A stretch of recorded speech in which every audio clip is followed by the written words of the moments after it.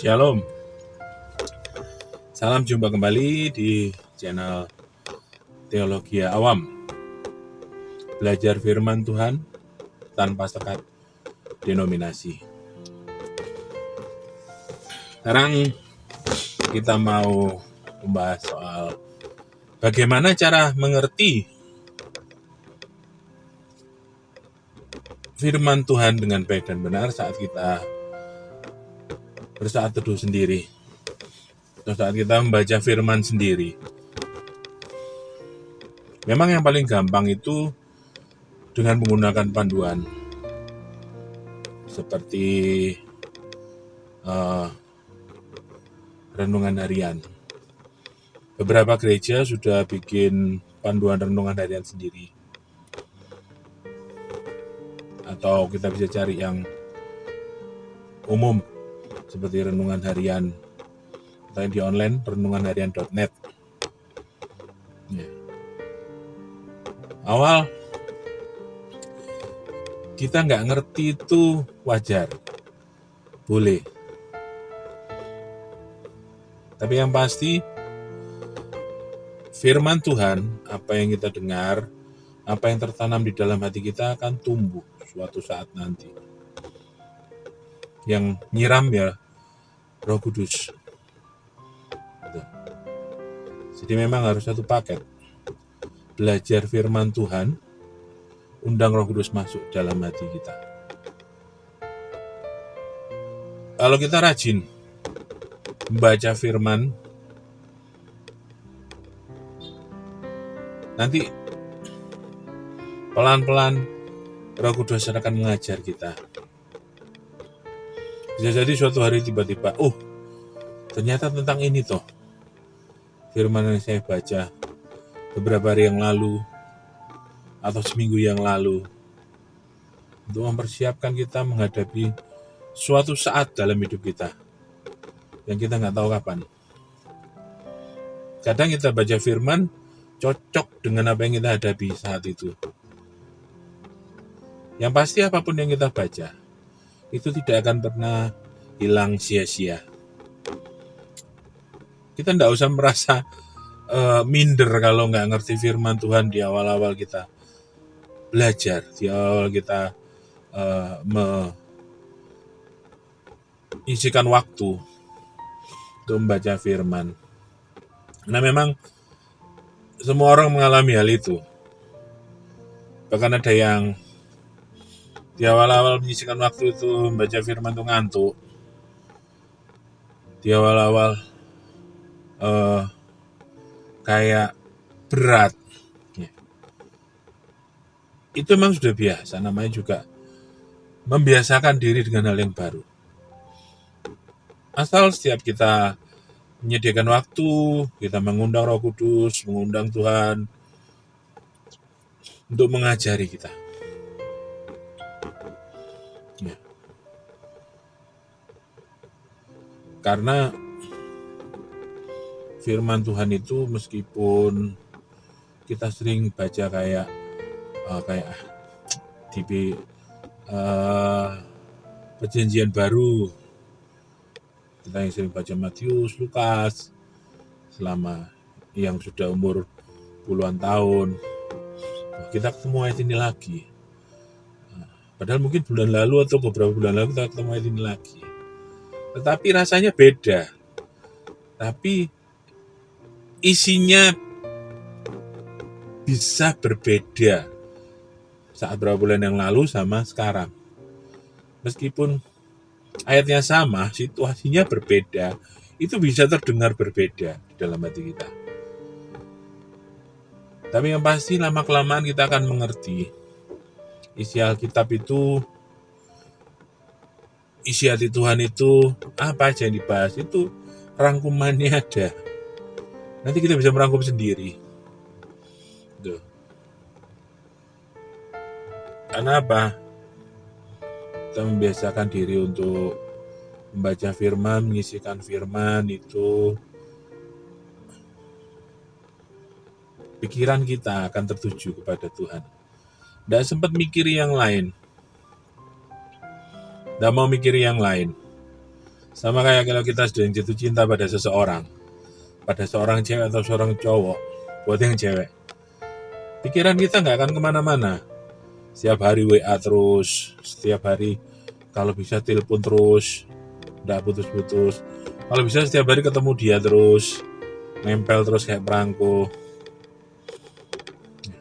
Semuanya itu menyenangkan setiap hari. Harusnya seperti itu. Kita belajar firman Tuhan, kita menyisihkan waktu untuk Tuhan. Tuhan itu tidak ingin kita ini melakukan itu seperti kita ini adalah karyawan. Kewajiban yang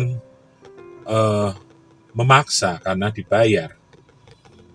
Tapi Tuhan mau kita mendekat karena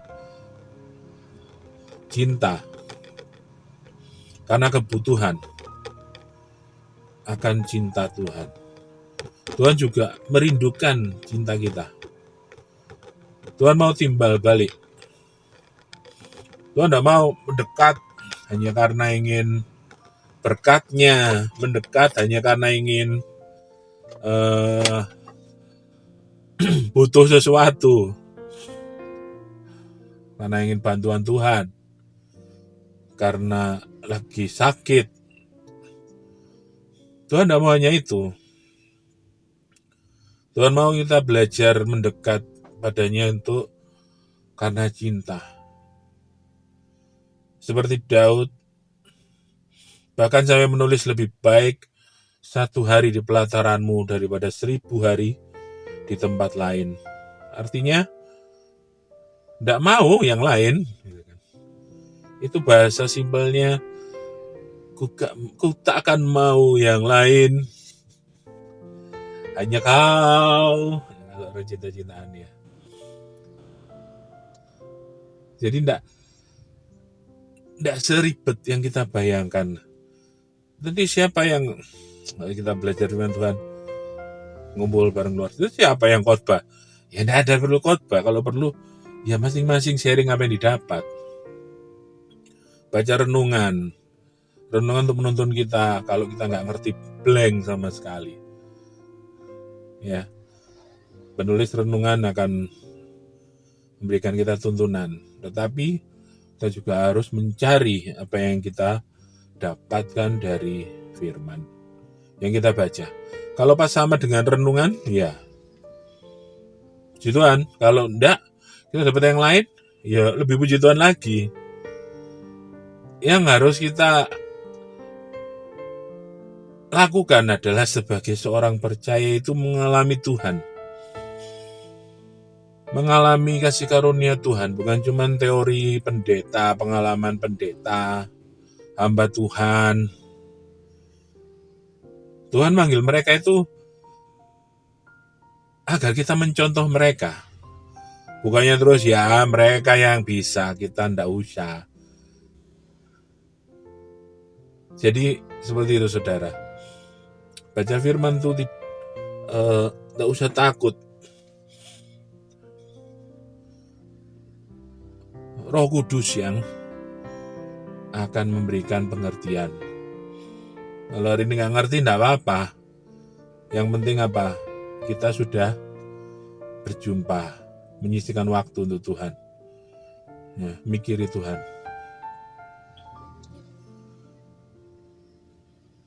Jangan sampailah nunggu terlambat, nunggu semua sudah terlambat, nunggu Tuhan sudah datang baru kita bingung, ribut, berusaha jadi suci. Tidak perlu kita berusaha jadi suci, karena yang menyucikan kita adalah Tuhan Yesus. Bagaimana cara kita mau jadi suci? Dekat sama Tuhan. Nanti ketutup sama sucinya Tuhan. Karena bagaimanapun kita adalah manusia berdosa. Ya, pengorbanan Yesus di kayu salib itu menutup dosa-dosa kita, agar kita suci di hadapan Allah Bapa. Sambil menutup dosa-dosa kita memperbaiki diri seperti Tuhan Yesus dengan bantuan Roh Kudus. Cara kerjanya seperti itu. Bukan kita yang berusaha, tidak. Kita nggak bisa. Berusaha seperti apapun kita nggak bisa. Karena daging kita daging kita itu kuat. Sedangkan roh kita lemah kalau nggak pernah kita kasih makan firman Tuhan. Zaman sekarang roh kita bisa keracunan dengan segala macam pengertian dunia. Artis A ngajarin ini, pengusaha B ngajarin ini,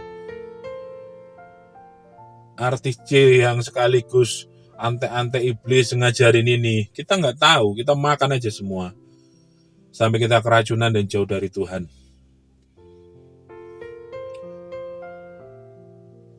Mulai belajar firman. Sisihkan waktu, perkuat rohmu, belajar beriman, biar kita dikata sakit sama orang-orang dunia karena nggak pakai logika. Karena iman tidak butuh logika. Iman hanya butuh firman Tuhan.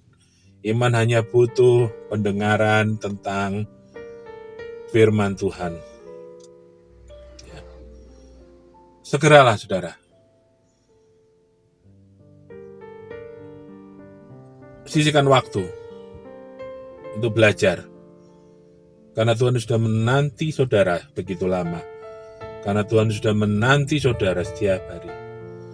Jangan tunggu sampai terlambat. Jangan tunggu sampai Tuhan mau datang. Jangan bersenang-senang dulu, nanti kebablasan. Karena kasih Tuhan selalu menanti saudara dan kita semua. Terpujilah Tuhan. Haleluya.